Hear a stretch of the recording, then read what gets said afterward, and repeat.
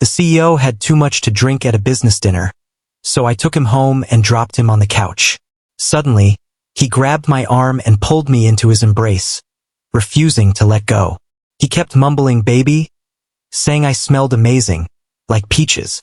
If anyone's a peach here, it's you, I thought to myself. Trapped in his tight grip against his chest, I couldn't move an inch. I could feel his chest rising and falling with each breath. He had this faint sandalwood scent that was mostly masked by the alcohol. You could only catch it if you were really close. Boss, maybe you should take a shower? The alcohol smell is pretty strong, I suggested carefully, tilting my head up. After a long pause, he finally spoke. You don't like it? My mind raced, trying to figure out how to respond. Then I'll go shower. Wait for me here.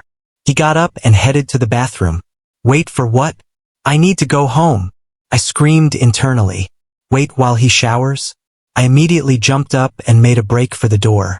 What the hell? You need a fingerprint to get into his place, and apparently you need one to get out too. Just then, a shirtless man emerged, broad shoulders, narrow waist, wearing nothing but a towel around his lower half. Water was still dripping from his hair as he used another towel to dry it. It was Mason. Boss, I said quietly. He looked up at the sound, a slight smile playing at his lips. It's too late, and it's still raining outside. You're staying here tonight. It wasn't a question, it was a statement. Okay, I'll sleep in the guest room, I said quickly. The guest room was pretty spacious, huge by my standards. Anyway, my phone suddenly buzzed.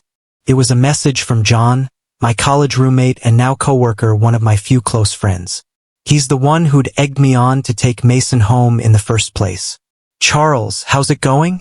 Nothing's going on. I'm at the boss's place, I replied quickly. Sleeping. Wait, you're actually sleeping at your boss's place? I checked the time, 1:40 a.m., but I wasn't tired at all. Lying in this unfamiliar bed, I kept wondering what Mason was really after. He was such a strange person, and he looked so familiar, like I'd seen him somewhere before, but I couldn't place it. Eventually drowsiness crept in, and I drifted off to sleep. The next day was the weekend. Without my alarm, I slept until 10 at the boss's place. I woke up in a panic, running my fingers through my naturally curly, now completely disheveled hair. As soon as I opened the door, I saw Mason sitting at the dining table in casual clothes, gray top, black pants, completely different from his work attire. We locked eyes for a few seconds before I broke the awkward silence. Morning. Immediately regretted it. Who says morning at 10? Go wash up first, then come eat, he said. Clearly, he didn't remember anything from last night. The table had a proper spread, 3 dishes and a soup, all looking incredibly appetizing. Did you make all this? Not your housekeeper, I asked in surprise. He replied simply. We ate in silence. The atmosphere was kind of awkward. I served myself a bowl of corn and pork rib soup. Did I do anything inappropriate last night? He suddenly asked. I blinked. No, you didn't do anything inappropriate. But maybe drink a little less next time. Okay, whatever you say, he agreed quickly. That meal was exhausting. When I got home, I posted online asking people what they thought my boss's behavior meant. Monday at work, I was processing files when Mary came over. Charles, go give Mr. Mason your work report. I knocked on the door. A low voice came from inside. Come in. I took a deep breath and entered the office. Mr. Mason, last week's work summary. Instead of keeping his head down working like usual, he stared right at me, making me feel guilty. I swallowed and continued. There's also a multinational company meeting. When? He interrupted. Tonight at 7. He went quiet for a moment, typed something on his keyboard, then turned to me. You'll stay and keep me company. I thought I'd misheard. Do you have plans tonight? He asked, expressionless. No. Your salary for this month will be doubled, he said. Whether you agree or not, you're doing it. I ended up giving him a little fist pump gesture and backing out. Mason looked down with a small smile, saying softly, This little guy. After work that evening, everyone had left. I glanced toward Mason's office. He seemed like he hadn't come out since this morning. Suddenly, the entire office went pitch black. What's going on? I jumped, quickly pulling out my phone and turning on the flashlight. I walked to Mason's office door and knocked. No response. I pushed the door open, complete darkness inside. Mr. Mason? Mason. I called out tentatively. I'm here. A trembling voice answered. I followed the sound and found Mason curled up under his desk, a version of him I'd never seen before. I didn't know what was wrong, so I crouched down too, gently patting his shoulder. Don't be scared. I later learned he'd been traumatized as a child and was afraid of the dark. He suddenly stood up and hugged me, his breathing hitting my neck. I didn't dare move, just gently patted his back. Don't be scared. Don't be scared. I don't know how long we stayed like that. My legs went numb. He seemed to notice my discomfort and slowly loosened his grip. I'm sorry. Are you okay now? I noticed cold sweat still on his forehead. He gave a soft hum. Later he said he wanted to take me somewhere. I agreed. Sitting in the car, neither of us spoke. I was curious where he was taking me, but felt like I didn't have the right to ask. What were we anyway, colleagues or friends? Chapter 2. I joined this company right after college graduation, and everything went smoothly. Mason wasn't originally the boss though. About 2 weeks after I started, there was a sudden change in leadership. My coworkers all said Mr. Mason had been doing really well overseas, and no one knew why he suddenly came back. Why did you join Hongxing? Mason asked out of nowhere. I liked it. That was the honest truth. He gave a soft laugh. Are you afraid of the dark? I asked cautiously. He didn't dodge the question. Yeah. Something from when I was a kid. He took me to an outdoor restaurant with sparkling lights and the gentle sound of drums. It looked like he'd reserved the table in advance. How did you know I'm allergic to peanuts? I couldn't help asking after the waiter left. John told me, he replied, his expression neutral. That guy tells you everything? I muttered under my breath. What was that? Nothing. This food is really good. I quickly changed the subject. Boss, are you going to dock this meal from my paycheck? I asked, setting down my fork. Is it weird for a boss to take an employee to dinner? He took a sip of wine, his brow furrowing slightly like he was thinking about something. I noticed he always did that when he was deep in thought. I need you there when I need a hug, he said suddenly. Seeming to sense my hesitation, he added, 10 times. This meal for 10 hugs sound fair? That one earlier doesn't count, so buy 10 get 1 free. Thanks, boss. Call me Mason, he said. Can't do that, you're still technically my boss. He smiled, a rare sight. I was before and I still am now. A breeze ruffled my curly hair. As I reached up to fix it, I noticed an intense gaze from across the table. The whole dinner felt surreal, and so did that agreement about 10 hugs. So what did you used to do when you were afraid of the dark? I asked carefully. Curled up, he answered simply. Like you did at the office earlier? Yeah. Making yourself small makes it less scary. He looked at me, his eyes intense. You know, before I met you, I always got through it alone. I was stunned, not knowing what to say. But now it's different. He took my hand. Now I have you. My heart suddenly raced, my cheeks burning. This man always knew how to say things that made my heart skip a beat. Can we start counting those 10 hugs now? He asked softly, hope in his eyes. I nodded, and he gently pulled me into his arms. This time, there was no fear, just warmth and comfort. After dinner, he drove me home. The AC was set to just the right temperature, making everything feel comfortable, sweeping away the stuffiness. Thank you for driving me home, Mr. Mason, I said, getting ready to step out. He acknowledged. I hurried home and took a shower. When I picked up my phone, I was shocked to see the post I'd made earlier had hundreds of replies. I came running at the scent of this tea. You're one lucky guy. Updates. We need updates. That night, I had an embarrassing dream, an intimate encounter with my boss, no less. His lips moved from my forehead slowly to my nose, then my cheeks, finally landing on my lips, soft and warm. I didn't push him away, and even when I woke up, my body felt strange, and I rushed to take another shower. Can't believe I had that kind of dream, and with my boss. I muttered to myself in the mirror, my face still flushed. I rushed to the office and barely made it on time. Thank God I'm not late or they'd dock my pay again. I breathed a sigh of relief. Oh my God.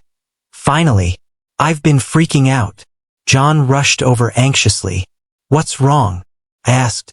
What's wrong? It's our team's turn to present to the whole company this week. John was practically stomping with anxiety. Our company was divided into departments, and each department into teams. Every team had to give a work summary presentation to all employees during their assigned week. I'd completely forgotten about this important event. I called you like 5 times, you didn't pick up. Was your phone dead? John asked. I checked my phone, sure enough, it was off. Grabbing my flash drive, I rushed toward the conference room. Seeing Mason's seat still empty, I felt relieved. As long as I wasn't later than the boss, it didn't count as being late. A moment later, Mason strode in on his long legs. He wore a sharp suit, his deep-set eyes, prominent nose, and those sensual lips making it hard not to stare. He seemed to notice me looking and glanced my way. Instantly, the dream flashed through my mind, my face burning up as I quickly looked down. Charles, what's wrong? Your face is so red, Mary asked with concern. Nothing, just a bit warm, I stammered. Warm? Mary looked at the AC, confused. Hasn't the air conditioning been on this whole time?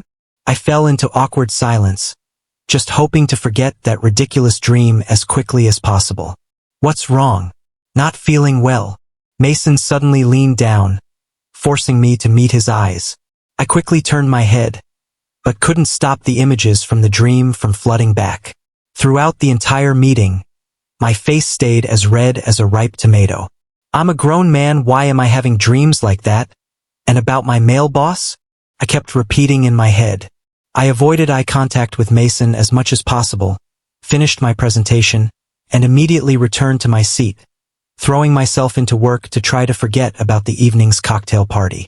Suddenly, my phone buzzed a message from Mason. Will you come with me to the cocktail party tonight? I looked up in a panic, right into Mason's gaze. That's when I realized my workstation had a direct line of sight to his office. Yes, sure. I'll change clothes after work, I replied. He responded almost instantly. Good. Wait for me after work. As quitting time approached, my heart beat faster and faster, like something was trying to leap out of my chest, but the feeling wasn't unpleasant. Charles, got a date after work? A coworker teased. No, I quickly denied, only to realize my face was red again.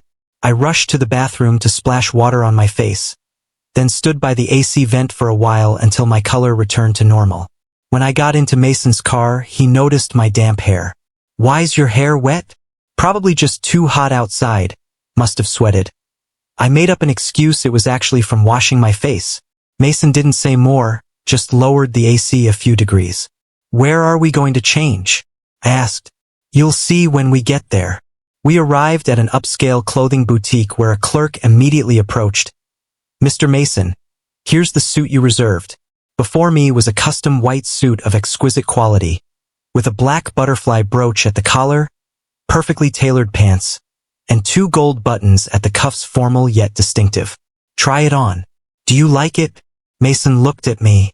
His gaze was gentle and tender, completely different from at the office, leaving me momentarily dazed. What's wrong? You don't like it? Seeing my lack of response, he asked. No, I'll try it right now. I quickly took the suit into the dressing room. Surprisingly, the suit fit perfectly, as if it had been made to measure. My curly hair with this suit struck a balance between formal and playful. This suit looks perfect on you, the clerk gushed. Do you like it? Mason asked me. Yeah, I love it. I nodded. On the way back, I had so many questions but didn't know where to start. Just ask whatever you want to ask, Mason said, as if reading my mind. This suit must have been expensive. How should I pay you back? I voiced my concern. Mason smiled. Pay me back? I'm a businessman, I believe in mutual benefit. Just agree to one condition. What condition? I asked nervously. On top of the original agreement, 10 more hugs. How about it? Just hugs. Nothing more. Wouldn't you be getting the short end of the deal? I asked, puzzled. Not at all. For me, that's more than enough, he said meaningfully. Chapter 3. When we arrived at the reception, Mason introduced me. This is Professor Linda, a teacher I deeply respect. Today is her daughter's birthday. I looked at the woman called Professor Linda. She had big wavy curls and was well maintained, though fine lines showed at the corners of her eyes. She wore a bright red shawl that seemed a bit bold, but under the warm yellow lighting, it actually looked quite elegant. Professor Linda's gaze swept over me as she asked Mason with a smile, "And who might this be?" Her expression made it clear she'd noticed something unusual between Mason and me. "A colleague," I quickly answered. "A friend," Mason said at the same time. Professor Linda chuckled and didn't press further. "Ha! Well, you two enjoy yourselves. I've got things to attend to." After Professor Linda left, I felt an inexplicable wave of guilt. Mason narrowed his eyes and tilted his head at me. "A colleague." I avoided his gaze, unable to stop myself from thinking about that dream. "Mason, you made it!"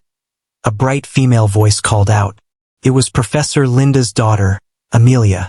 She wore a pale pink dress with her hair in a messy bun, revealing her fair neck, her smile sweet.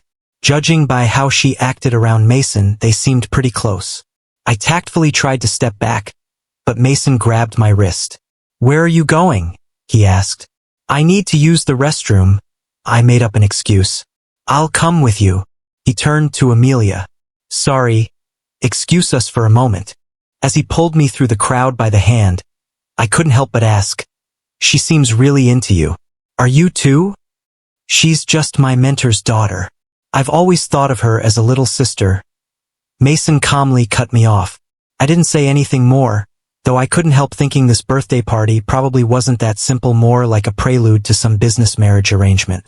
Amelia's father had passed away early, and her mother had raised her alone. She was undoubtedly hoping to find a reliable son-in-law. Mason was young and accomplished, with excellent prospects for his company, the ideal candidate, no doubt.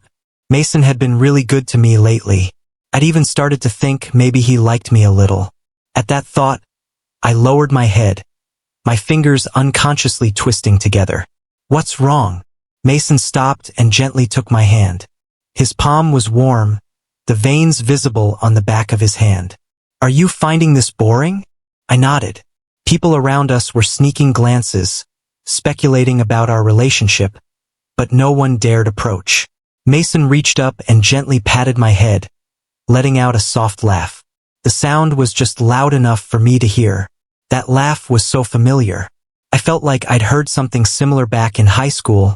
After Mason took me home, I lay in bed tossing and turning, unable to sleep. My mind kept replaying the day's events. Were we getting too close? I glanced at my phone, 3:26 a.m. I'd never stayed up this late before, and it was all because of my boss. Unbelievable. I got up to take a shower. When I came out, a chill hit me. Early fall had come so quickly. The next day when I woke up, I'd successfully caught a cold. I called HR to request sick leave. While I was still groggy, my phone rang again. My head hurt even worse. I answered, and a familiar voice came through. "Why'd you take the day off? Are you sick?" Hearing Mason's voice seemed to ease my headache a bit. Just as I was about to speak, he said, "I'm at your door. Mind letting me in?" I let him inside. The man at my door wore a full suit that emphasized his broad shoulders and narrow waist, his deep-set eyes particularly striking. "Why are you just standing there?" He set his things on the table and reached up to feel my forehead. In that moment, I could hear my own heartbeat, like a stone had been dropped into a still lake, ripples spreading outward in circles. "You're definitely running a fever. Your face is really red too," he said. I quickly batted his hand away. "I need to use the bathroom." Then I rushed into the restroom without looking back, closed the door, and leaned against it, letting out a deep sigh. Mason's kindness toward me had crossed the line between boss and employee, and that line about "don't be afraid of me," okay? I want to be good to you. What did that even mean? Did he like me too? I quickly dismissed the thought. He was a billionaire CEO. Why would he be interested in me? I steeled myself and walked back out. Mason said, "You're finally out. I was starting to think you'd passed out in there from the fever." I glanced at him without responding. "I brought you kanji and medicine. Eat it while it's hot, and take the medicine according to the instructions." He handed everything to me. Then he apologized. "I'm sorry. I shouldn't have taken you to that dinner. That's why you caught cold." "No, I caught cold on my own," I quickly explained. "You should get back to the office. You're so busy." "All right. Remember to take your medicine." "I will." But he still stood there, not moving. Just as I was puzzling over this, he opened his arms and pulled me into a hug. Resting against his shoulder, breathing in that familiar woody scent, I felt unusually safe. He smiled at me, then turned and left. After finishing the kanji, I realized it tasted better than any I'd had before. "I'm losing it," I told myself. After taking the medicine, I lay in bed, my mind full of questions. Why was he so good to me? What did I have that was worth his kindness? As I wondered, my eyelids grew heavy, and before I knew it, I drifted off to sleep.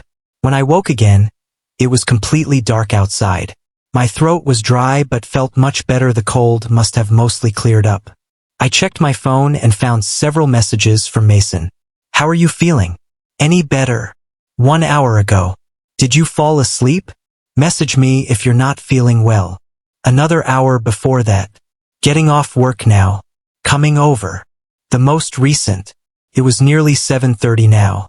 As I was looking at my phone, another message came through. "Come downstairs. Taking you to dinner." Okay. I glanced at myself in the mirror and tried to tame my hair, though one stubborn cowlick stuck up anyway. No time to worry about it. I rushed downstairs, not even sure why I was hurrying, like I was late for work or something. As I got in the elevator, I caught myself at that comparison and couldn't help but smile. The elevator doors suddenly opened. Mason stood outside, that heart-stopping face of his. "Still spacing out? Let's go." I snapped back to reality and followed him to his car. The dinner was relaxed, but I kept feeling like his kindness toward me defied all logic. "Let's take a trip," Mason said, looking down at me. "Okay," I blurted out, then followed up with, "Why are you so good to me? Taking me to dinner, taking care of me." He smiled. It was a beautiful smile. "That's all it takes to make you happy." The early autumn breeze blew past, not cold at all. Instead, it stirred my hair and stirred something in my heart. "Charles." He suddenly stopped walking, his Adam's apple bobbing twice. Chapter 4. My phone suddenly rang, interrupting him. Mason picked up, his expression instantly turning serious. "Okay. I got it. I'll be right there." "What's wrong?" I asked. "Sorry, my dad collapsed at home. He's at the hospital now." "Then get to the hospital. Quick." "What about you?" "I'm fine. I can take a cab back." "You should go." "No way. I can't just leave you here alone. Come with me." And just like that, I found myself at the hospital in a daze. "Robert, what happened? How did this come on so suddenly?" Mason asked. "He's been taking his medication on schedule, but today when he got up from the couch, he just collapsed." I called 911 right away. Robert had been with Mason's family for years, managing everything big and small around the house. "How's my dad doing?" "He's okay. Should be able to go home tomorrow." I sat down on a chair in the hallway, and Mason settled in next to me. I don't know how much time passed before he suddenly spoke. "My mom died when I was 10. She basically killed herself with her own choices." He seemed uncomfortable sitting up, shifting around restlessly. I gently guided his head to rest on my shoulder. He tensed at first, then slowly relaxed. They were happy before they got married, living a simple, quiet life. Then I came along and my mom started gambling. Started with a few dozen yuan, then hundreds, then thousands. Eventually she lost 20 or 30,000. My dad was furious when he found out, but he still paid off her debts. She promised him she'd never gamble again, and he believed her. Hengxing was just getting started back then, and my dad was crazy busy, hardly ever home. By the time I started elementary school, every time I came home there'd be mahjong tables set up and a bunch of people smoking up the place. Beer bottles and cigarette butts all over the floor, the whole house reeking of smoke. It was awful. I remember this one time I was starving, crying, I was so hungry. My mom thought I was too noisy, so she locked me in the bathroom. I was pounding on the door, crying, saying, "Let me out, Mom. It's so dark in here. I'm scared." But she didn't care at all. His body was trembling as he spoke. I squeezed his hand tight. Then one day my dad came home and he was livid. He found me in the bathroom, scooped me up, and rushed me to the hospital. The doctor said I had a fever of 104 degrees and chewed him out for being such a negligent parent. After that, we moved, left that nightmare of a place behind. But then that woman demanded my dad give her 500,000 yuan before she'd agree to a divorce. My dad agreed, but he couldn't come up with that much money right away. He said he'd pay her in 2 weeks. But 2 weeks later, what we got instead was news of her death. Some loan sharks beat her to death. After hearing Mason's story, my heart just ached for him. How did he even survive all those years? "It's all in the past now," I said. "Charles." He stood up, his hands on my shoulders, making me look at him. "I like you. Will you be with me?" His voice trembled, his eyes slightly red. I froze. All the sounds around us seemed to disappear, and all I could hear was my own heartbeat. I hadn't expected him to confess at all. I didn't know what to say. He seemed to misread my silence, pulling back his hands. "I'm sorry. I scared you, didn't I? Why did I have to confess now? At a hospital, at my most pathetic moment." "No," I quickly interrupted him. "Just give me a second," I was about to say yes. He froze, then broke into a smile. "Let me drive you home." We didn't speak the whole way. After the car stopped, I said, "Well, I'm heading up." "Yeah, sorry about today." "You already apologized." I got out and ran upstairs. After my shower, lying in bed, I tossed and turned. Mason's car was still parked downstairs, not moving. I don't know how long it was before he finally drove away. The next day, I got a message from Mason. "Get some rest. Good night." Apparently he'd seen my message after he got home last night. My thoughts drifted back to high school. In the nurse's office, the nurse asked anxiously, "Is it your eye? Does it hurt? Can you still see?" A crowd of classmates had gathered around, all talking over each other. I could hear the guilt and fear in their voices, even though I couldn't see their faces. "Actually, nurse, I think my arm hurts worse. Those guys were pulling me around." "Where? Move your hand so I can see." After examining me, the nurse breathed a sigh of relief. "Thank goodness the wound is right on your eyebrow, didn't hit your eye, but it was close. Very dangerous."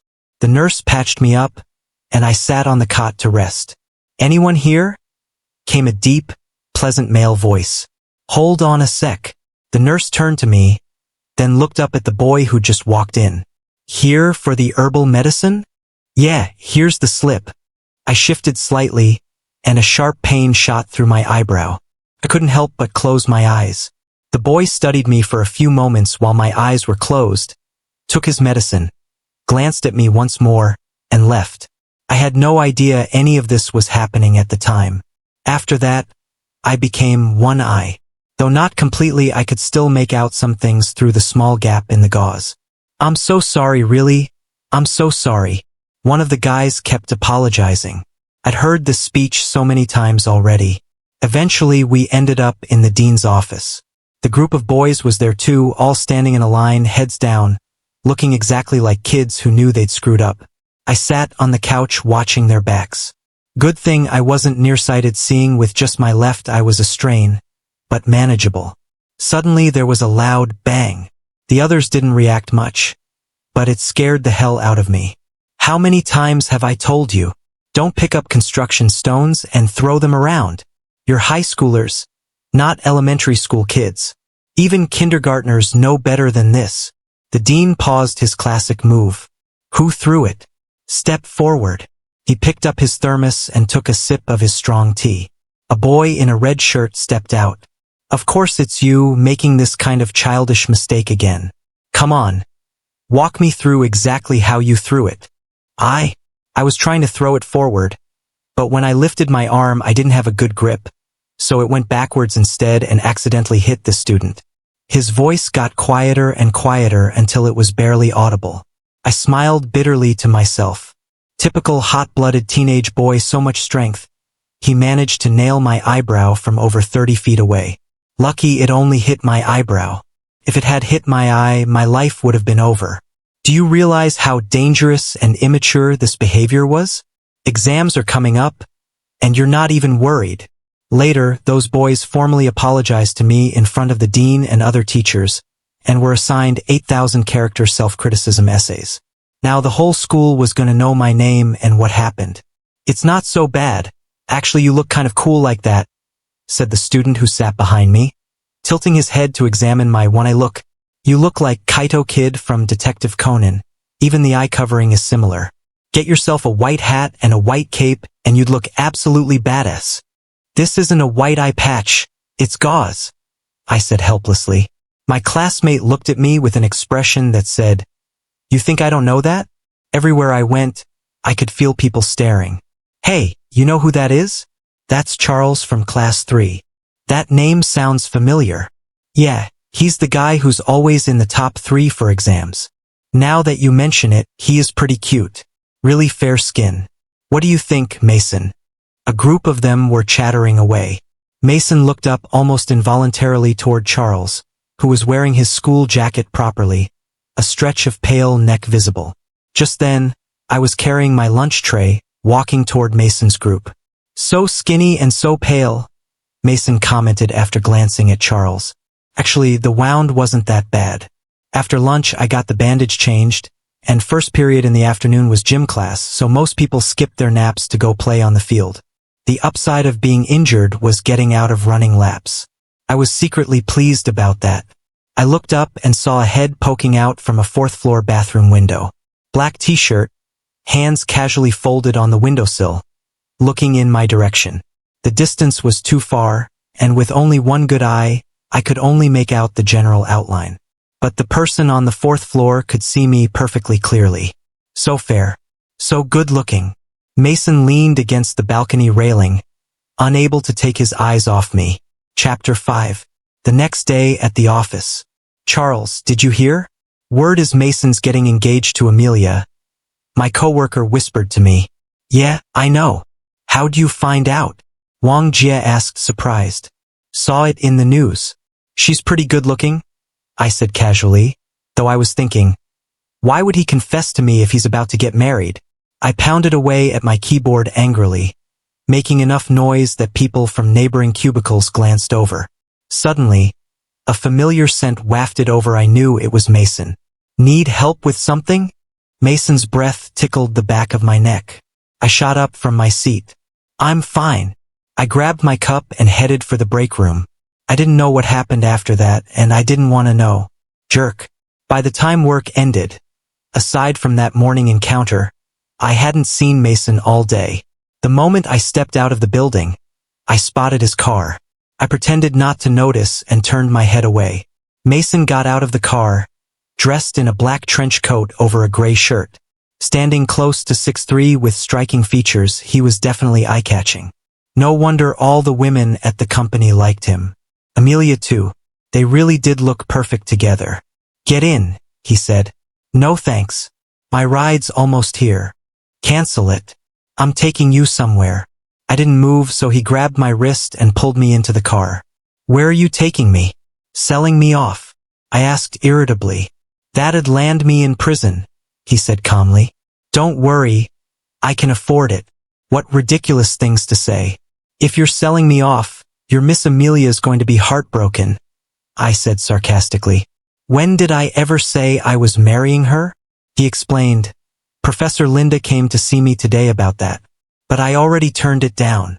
I didn't say anything, just watched him quietly. He was driving with one hand, focused on the road.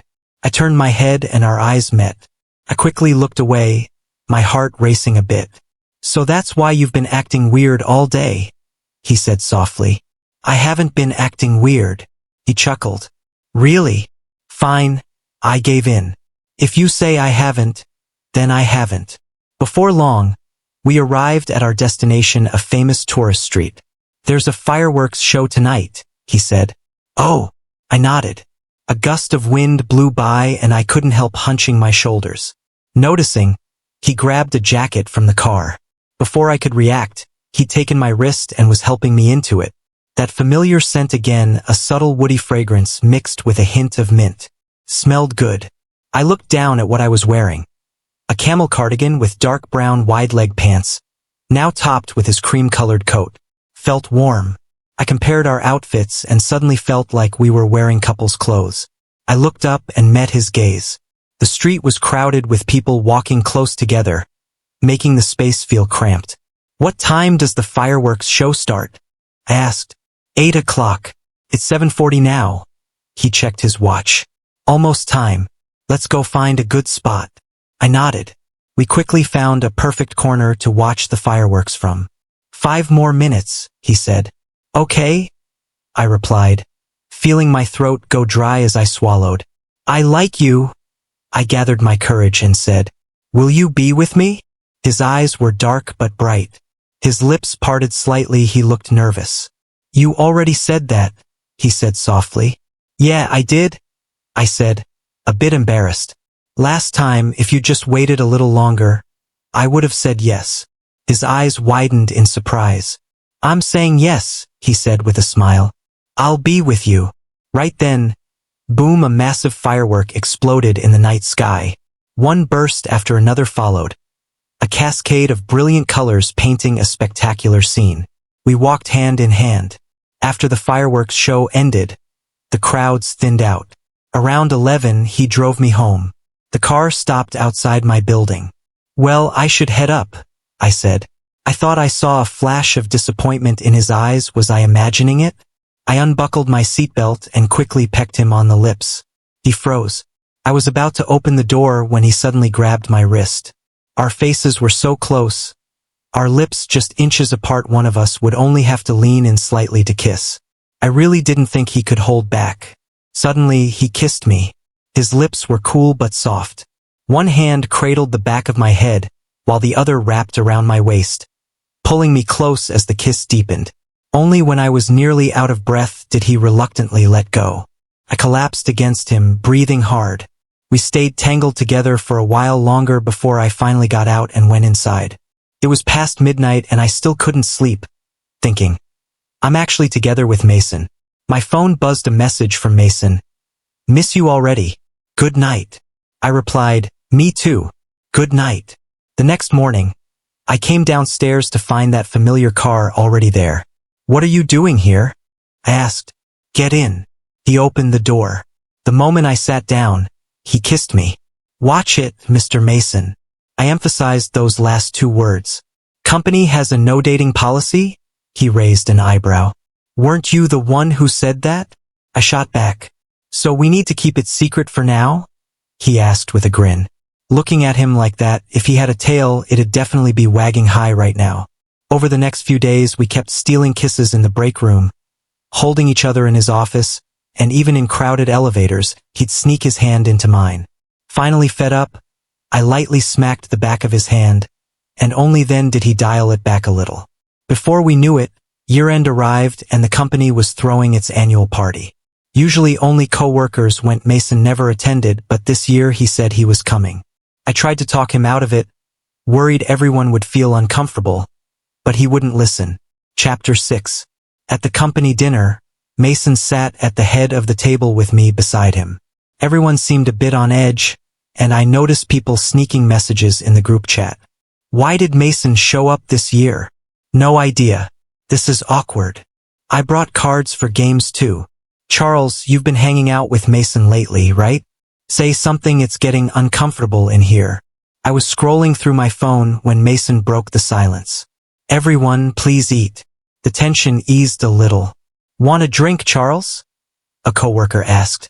No thanks, I said politely. Oh, come on, just a little, she insisted. It's fruit wine, super low alcohol content. Seemed rude to keep refusing, so I tried a sip. It was pretty good, with a strong grape flavor easy to drink. A chubby guy named Zhou Xiang piped up. How about truth or dare? Simple enough. Everyone agreed. Suddenly, all eyes turned to Mason. I'll play, Mason said casually. Okay, we'll spin the bottle. Whoever it points to gets a turn. First round the bottle pointed at Olivia. Everyone immediately started cheering. Is there anyone here you like? Someone asked.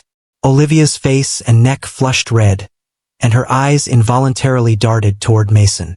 I caught her glance and frowned slightly. Yes, Olivia said quietly, triggering an even louder uproar as everyone tried to guess who. Second round the bottle pointed at Mason. The room went dead silent. Nobody dared ask him anything. Everyone was ready to just let it slide when Olivia suddenly spoke up. Mason, do you have someone you like? Her head was down, voice trembling. Everyone held their breath for Olivia. Yes, and we're already together, Mason said calmly, though there was a hint of pleasure in his tone. Under the table, I gave him a light kick. Everyone was too focused on the game to notice our little exchange, and the group chat had gone completely quiet. Third round, wouldn't you know it, the bottle pointed at me. Charles, are you seeing anyone? I instinctively looked at Mason. He raised an eyebrow like he was enjoying this.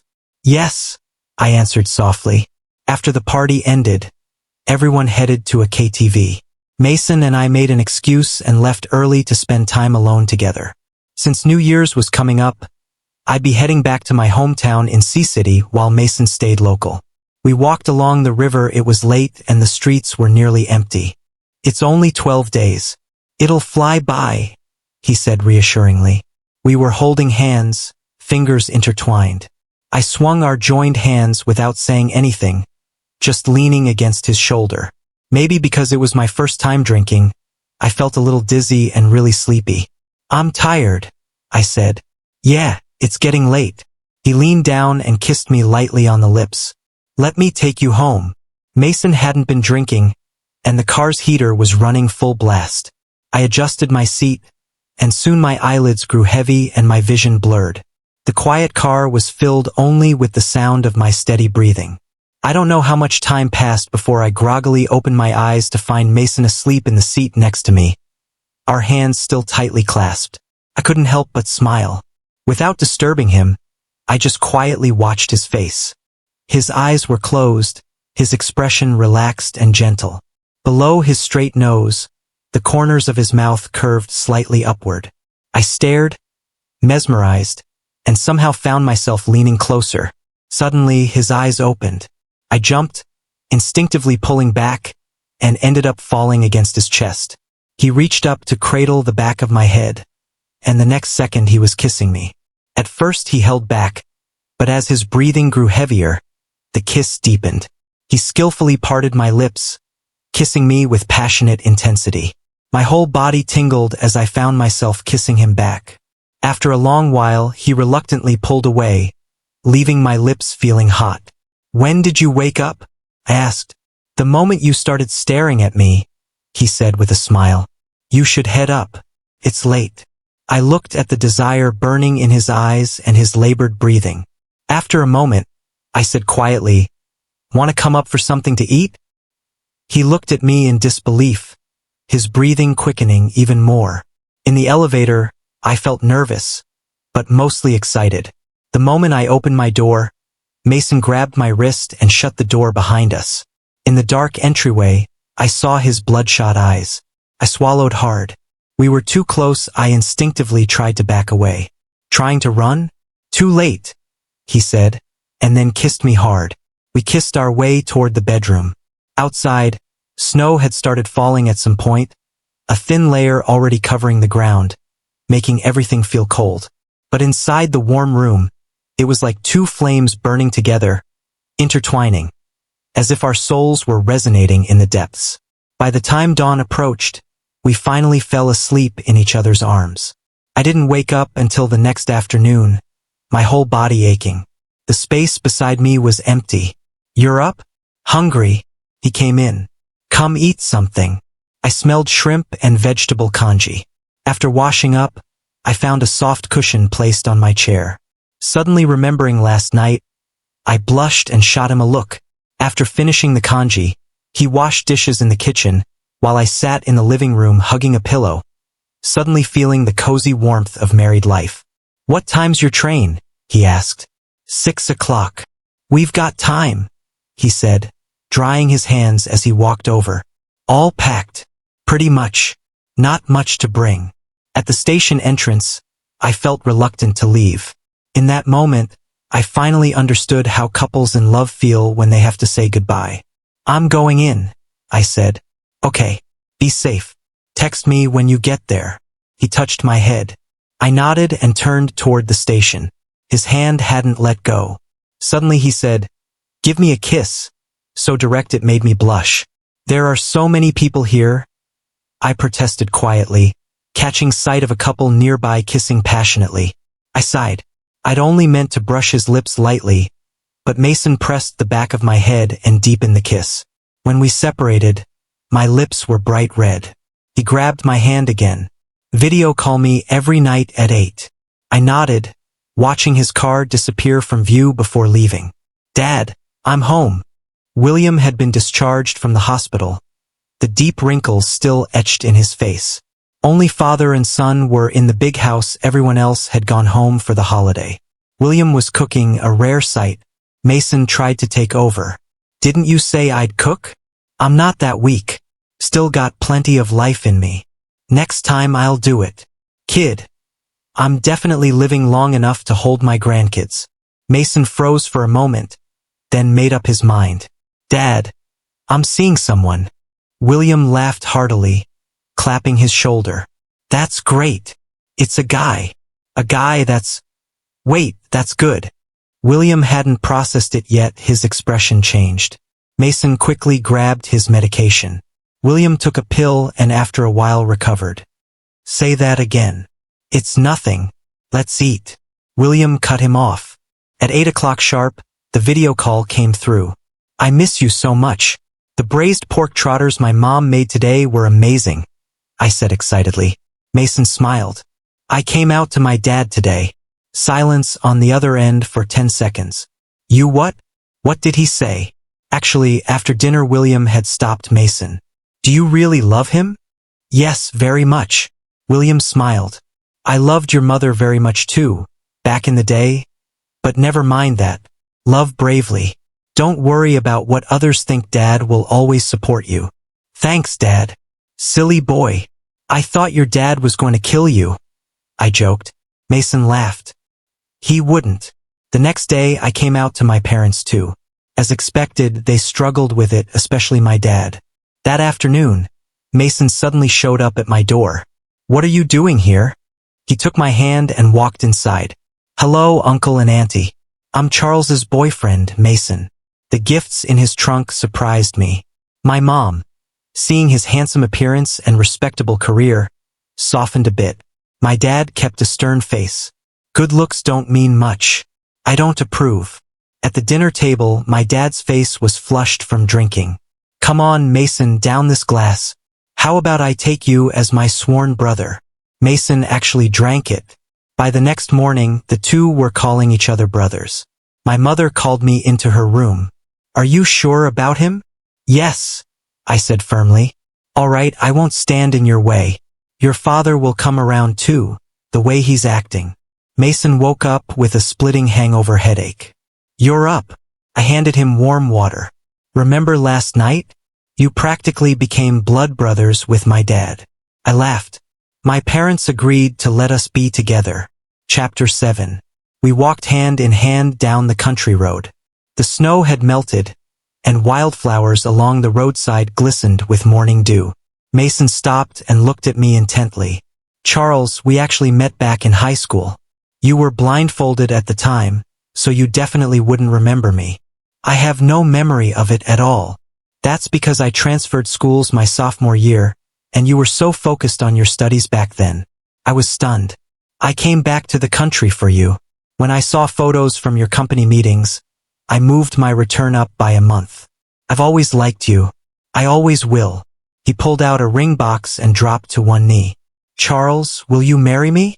I could see his eyes reddening with emotion. Yes, I will. The ring had been custom-made long ago, with both our initials engraved on the inside. I haven't gotten your ring yet, I said, a bit embarrassed.